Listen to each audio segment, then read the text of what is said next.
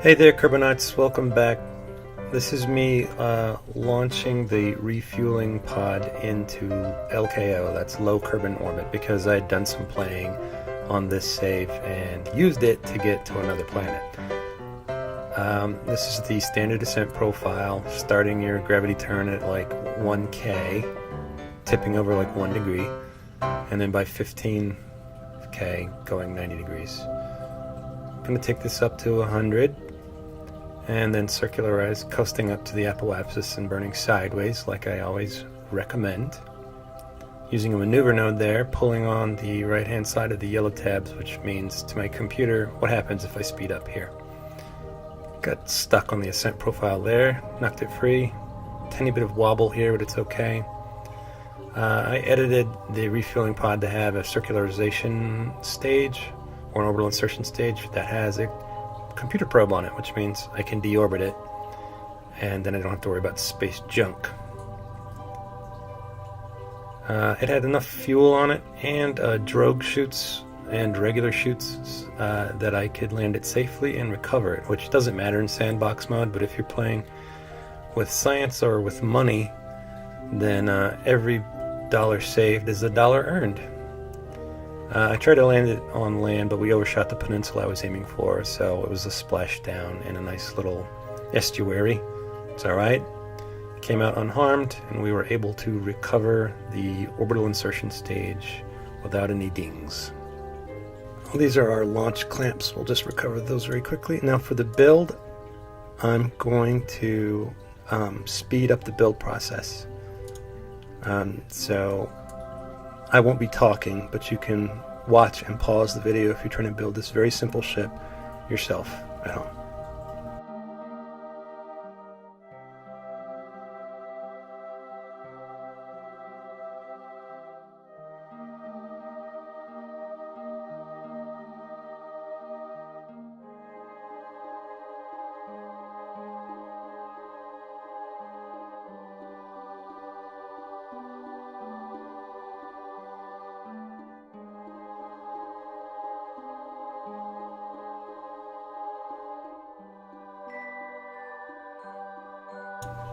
A brief note here, I create these makeshift booster rockets on the side, and then I copy them by holding Alt and left clicking on the part. I left clicked on the decoupler, which means everything attached to it was copied to, and I moved those over like 45 degrees, and now I have 8 total.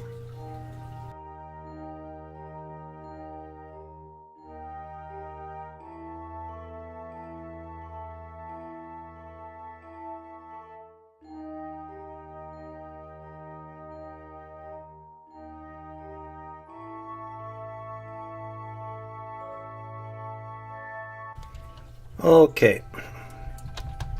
You can see I utilized asparagus staging or modified asparagus staging, which means that these all 8 of these all 8 of these plus the mainsail are burning at the same time. These on the diagonal will ditch first because they're emptying into these, and then these will ditch last because they're emptying into that. And that makes for a very efficient ascent into space. Probably a bit overkill, but whatever. Better safe than sorry. Here we go. Full throttle. RCS, SAS on. Space to launch. Slowing down my initial acceleration so that I don't break 100 meters per second before I get 1,000 meters. That is not real science. It's just what I've observed to be an okay ascent profile. I didn't borrow it from anyone. It's just trial and error. You can see that these 4 fuel indicators are tied to the diagonal tanks here. They're emptying fastest because they're burning and also emptying into these. Alright, I'm slowing down a little bit more because I don't want to break 300 meters a second before I get 10K. Here comes the first stage. You'll notice that the decouplers is pretty high up on the ascent engines here, and that's because their force will launch the tips of these away from the craft, and aerodynamics will make sure that they continue on that path. If you put them too low, they'll push the back end and push the noses into the tank, into the main tank, which can be detrimental to your vessel's health. And we don't want our vessels to become sick. Alright, we're above 10K, so we can open her up all the way. As we hit 15 kilometers, we want to generally be close to a 90-degree turn here. As we get into thinner atmosphere, these wings don't really matter so much, so they won't have too much chaotic effect on these tanks after I ditch them. Yeah, pretty cool. Got some re-entry effects going on here. We are pushing very quickly. We're at, oh wow, 1,000 meters per second already, and we're only at 30K. Let's take a look at our height here.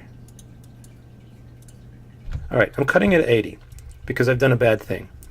I just went ahead and launched, and I didn't take into consideration where this guy was, right?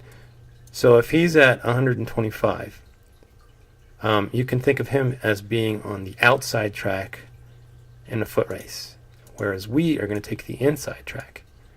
We're going to circularize at 80, and that will allow us to catch up to him. Conversely, if he's too far behind, we can go above his altitude, putting us on the outside track, a slower track, and allow him to catch up to us. Or you could go smaller and just take a long time catching up to him. Still lots of fuel in this guy, which is fine if we still have fuel left in it before we hit, just as we're about to hit circularization, then we can ditch it and use these tiny little engines because we don't want space junk. We're burning for 40 seconds, so we'll start burning at 20. T-minus 20. Alright. Got to put 1,000 meters per second into this. I think that might eat up most of this. So like I said, we're going to wait and see this periapsis indicator pop out of the surface of Kerbin. We'll check it, and we'll stop burning at like 45. That'll make sure that it falls back within the atmosphere, and we won't have to worry about it hitting us later. Alright, there it is.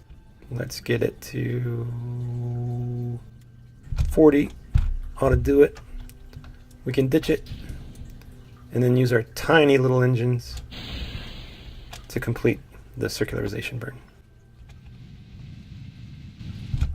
Alright. Good enough. We still got tons of delta V. We're on the inside track. Let's make this our target, and we'll see. Let's do some experimentation.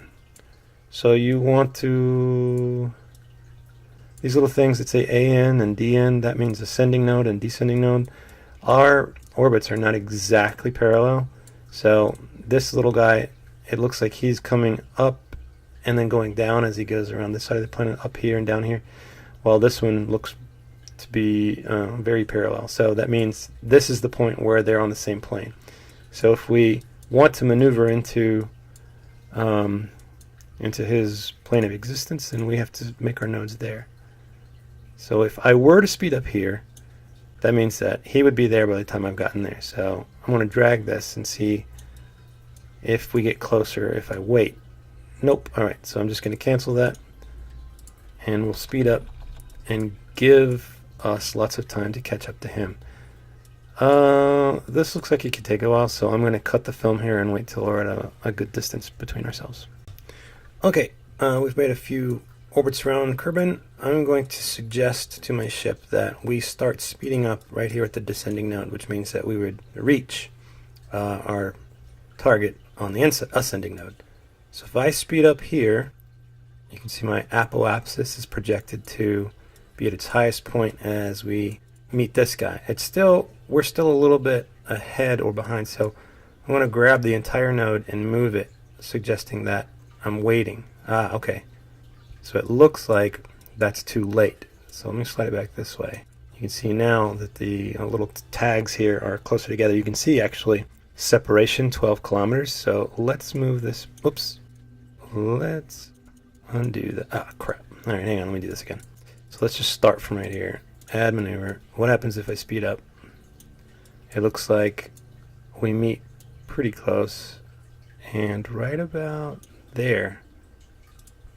All right, separation 3.2 kilometers. Now you can fiddle with this by going, saying burn. What if I burn normal? That improved our separation a little bit. What if I slow down a tiny bit? No, it looks like 3 or 3.1 is getting to where it's the closest that we're going to get, which means that when the closest we'll be to it is 2.7 kilometers, meaning, wow, that's, a little under 2 miles. What if we move this way? Oh, looks like we got 2.7 right there. That's good enough. All right, I'm going to go ahead and orient on the maneuver node. We're at T-minus 25 minutes to get there, and we have to burn for 4 seconds. So we will start burning at 2 seconds. Yikes, that's cutting it close. So let's start burning at 3. That'll give us time to throttle up. I don't like to just hit full throttle in space because sometimes there's a chance that your ship could blow up. All right, you can see we're catching up on our target here, and we can start burning pretty close to this node. Let's slow down to normal speed to give our ship a chance to reorient on the maneuver node. And hitting shift to gently throttle up to full speed. Perfect. All right, let's see what that did for us. 2.8 kilometers, not bad. So as we get to the other side of the planet, we should be able to see our refueling station come into view. When we get there, you can see this is switched to target view. This is our speed relative to the target. So we want to actually face retrograde in regards to the target. That means that when we get there, we'll be going nowhere, or not towards. We're going to slow down to 0, so we'll not be going towards, we'll not be headed away from our target. I think we can slow down 28 meters a second. All right, perfect. So let's go normal view and see if we can see this guy. He is almost 3 kilometers away, so we might not be able to spot him. We can click on this target icon though, and that'll point the ship in that direction, so we know where to look anyway. Okay, so he's out there somewhere. Do you see it? I don't see it. But what we can do is burn that way. Now this is a sloppy way to do it, but if we get our prograde indicator right on top of our target, that means we're generally headed that way. As we speed up, you'll see it start to slide off. That's fine. We can readjust. That's because we're basically on the same shape and size circle, but they happen to be overlapped like 2 rings that don't quite stack. And by me speeding up, I'm elongating my ring so that at some point on our orbit, you'll get a perfect, yeah, you can see right there. Still 2.7. All right, that stinks. Hang on.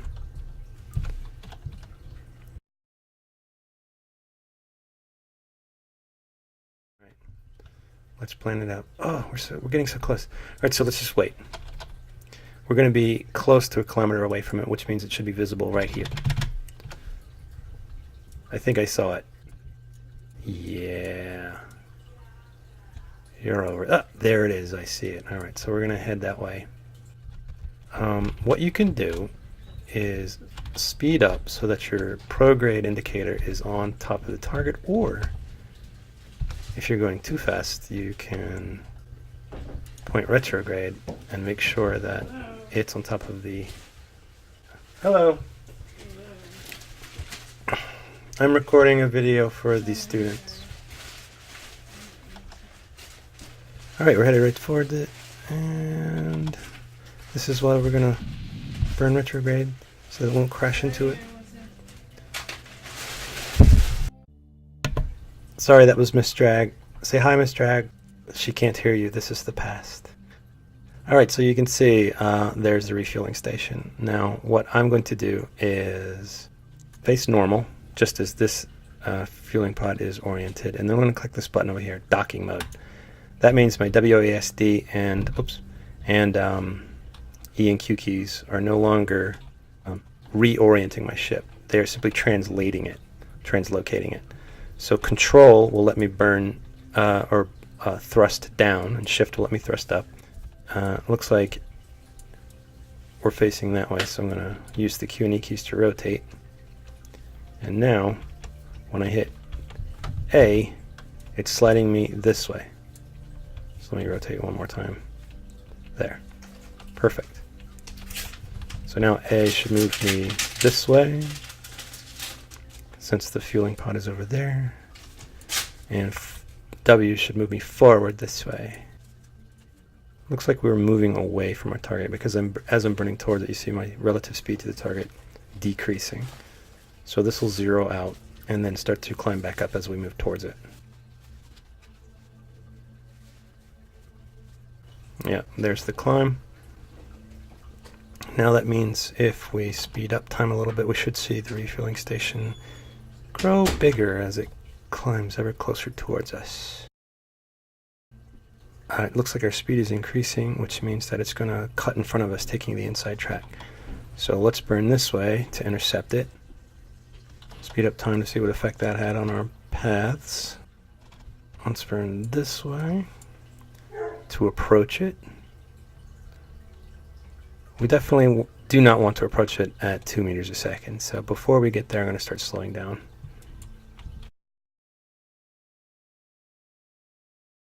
There it is. Let's slow down. Head this way. Let's slow down a bunch. Okay, here's the tricky bit. I'm going to open the heat shield, or the shield for our clampatronic, and I'm going to control the ship from there, which means that the view is from this. I'm now going to orient this sideways so that I can dock with one of these medium things right here. You can right click on that and set it as your target. Now you have a new target. So I'm just going to line these up a little bit. Now, using docking mode, we're going to push this way so that we're almost right in front of it. And we're going to make sure that when we get right on top, that this is on top of this. The prograde indicator is right on top of the target indicator.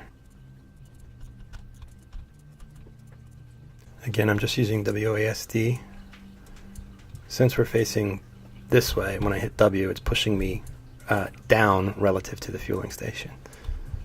It can be a little bit tricky to keep your mind oriented the way your ship is oriented.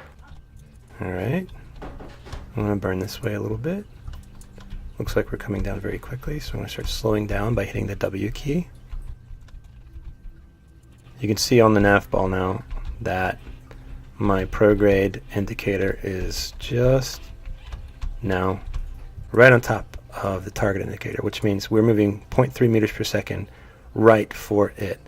Now this is sloppy. If you were in NASA, you would want to be parallel to this and then move forward millimeter by millimeter, but in Kerbal Space Program it doesn't really matter so much as long as you keep tapping those WASD keys and making sure that's right on top. They are both magnetic, so you'll see a pull as they get close, and they click together like two magnets. Poink! We're docked. I'm going to tap F to reset the SAS so that it doesn't go freaking out. And there you go, we're docked. Now that we're docked, my tank, which has still got tons of fuel in it, I can right click that and move the little option that shows me where everything is, and then I can hold Alt and right click this. That'll bring up how much fuel is in this. I can click in here and here to take fuel and oxidizers from this, or I can hit out here and here to do the same thing. So we'll click in. You can see this going down while this is going up, and I'll hit in, taking oxidizers from this and putting it in there. Perfect. Shall I go ahead and deorbit this? I think I will. Right click on the coupler, undock it. Let's use the RCS to back up a tiny bit. I'm going to face retrograde.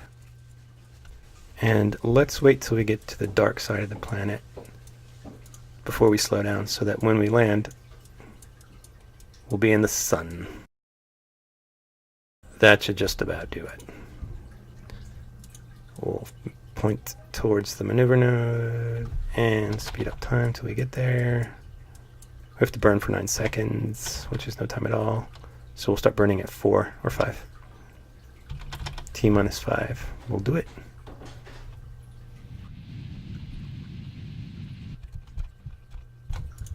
Perfect.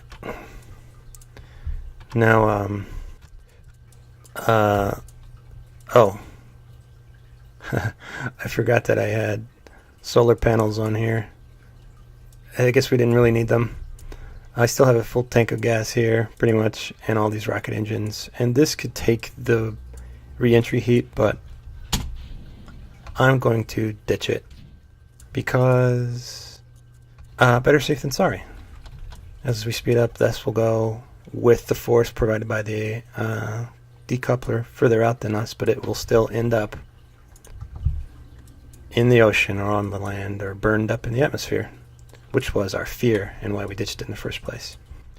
So we've got this large ablative shield that'll take all of the impact of the heat and leave us safe. You'll start to see this tick down up and just tick to 799 there as we re-enter the atmosphere. The barely scratching the surface already. We've got it turning red and some of the ablative shielding coming off.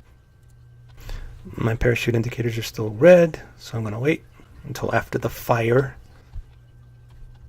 If you ever watch any Scott Manley videos, one of the tricks he tells you about is that you can rotate your ship to dissipate heat more evenly around all sides to keep things from blowing up. We don't have to worry about that with our ablative shield, but pro tips. Looks like we're touching down on land, which is great if you're afraid of sharks.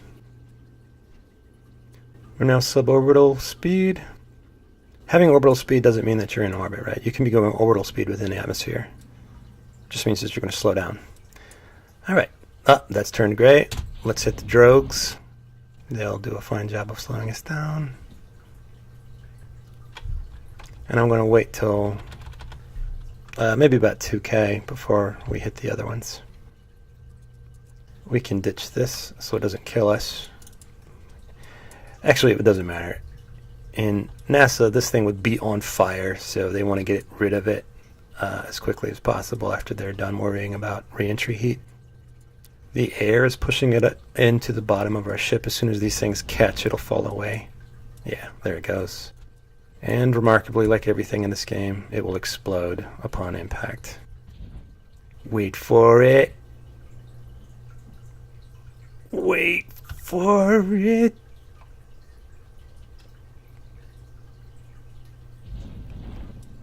And there it goes. Couldn't see it because of the big shoots. Time warp. Actually, you guys know that I'll touch down and be safe. So I'll just cut the video there. I hope that was helpful. And see you in club on Monday. Ciao.